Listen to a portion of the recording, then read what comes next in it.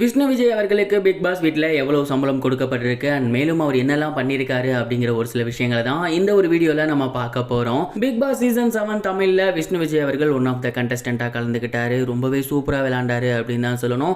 Top 5க்கு போயிருந்தாரு. Finals வரைக்கும் போனவர் கடைசி நேரத்தில் 5வது ஆளாக எலிமினேட் ஆகியிருந்தார். அவருக்கு ஒரு நாளைக்கு சம்பளமாக 25,000 ரூபா போட்டிருக்காங்க. அண்ட் 105 நாட்கள் அவர் அந்த வீட்டில் இருந்திருக்காரு. அப்படி பார்க்கும்போது அவரோட சேலரி அப்படிங்கிறது 26,25,000 ரூபா. விஷ்ணுக்கு 105 நாட்கள் பிக் பாஸ் வீட்டில் இருந்ததற்காக மட்டுமே சம்பளமாக கொடுக்கப்படுது. இது மட்டும் இல்லாமல் வீட்டுக்குள்ளே ஏராளமான கேம்ஸ் அவர் பார்ட்டிசிபேட் பண்ணியிருந்தாரு. அதில் மோஸ்ட் ஆஃப் த கேம்ஸ் அவர் வின் பண்ணியிருந்தாரு. அவர் இருந்த டீமையும் வின் பண்ண கொடுத்துருக்காரு. அதில் கிஃப்ட் வவுச்சர்ஸ் அண்ட் கிஃப்ட் எல்லாம் சேர்க்கும் போது கண்டிப்பாக அது ஒரு 3 லட்சம் ரூபாய் பக்கத்துக்கு வந்திருக்கும். ஸோ எப்படி பார்த்தாலும் பிக் பாஸ் வீட்டில் இருந்ததற்காக விஷ்ணு விஜய் அவர்களுக்கு அரௌண்டா 30 lakhs பக்கம் கிடைச்சிருக்கு. இந்த 30 லட்சம் ரூபாய் அப்படியே அவரோட கைக்கு போகாது. ஜிஎஸ்டி ஒரு சில லீகலான விஷயங்கள் இதெல்லாம் போக பேலன்ஸ் இருக்குது அவரோட கைக்கு போகும். அண்ட் இந்த ஒரு விஷயம் இப்போ சோசியல் மீடியாவில் பயங்கர வைரலாக போய்கிட்டு இருக்கு. இது ஒரு புறம் இருக்க, இன்னொரு புறம் வெளியே வந்த கையோடு விஷ்ணு அவரோட சேட்டையை ஸ்டார்ட் பண்ணிட்டாரு.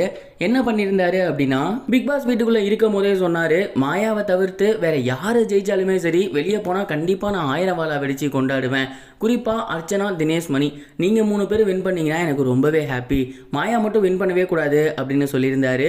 அண்ட் சும்மா பேச்சுக்கு தான் சொல்கிறாரு போல, அது மாதிரிலாம் பண்ண மாட்டாருன்னு தான் நினச்சோம். ஆனால் விஷ்ணு அவர்கள் சொன்னது போலவே கரெக்டாக வெளியே வந்த உடனே 1000 வாழா பட்டாசை வெடிச்சிருக்காரு. அந்த ஒரு போஸ்டரை அவரோட சோசியல் மீடியா பேஜ்லையுமே ஷேர் பண்ணியிருக்காரு.